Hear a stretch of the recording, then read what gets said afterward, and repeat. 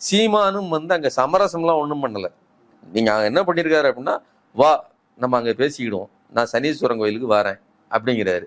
இந்த அம்மாவும் ஒரு 4 தடவை அவாய்ட் பண்ணி பார்த்துட்டு மற்ற விஷயங்களுக்கெல்லாம் அந்த 4-5 கூட்டங்களை வந்து தடுத்துட்டு, அதுவும் குறிப்பா வந்து கல்கத்தா மாணவி பாதிக்கப்பட்ட விவகாரமா வந்து நடத்தப்பட்ட முக்கியமான கூட்டம், அந்த கூட்டத்துல பெண்கள் தான் முன்னாடி நின்னா, அந்த மாதிரி பெண்கிற அடிப்படையில் இவங்க தான் முக்கியமான பேசணும், அவங்களும் வர வேண்டிய தேவைன்னு வரல.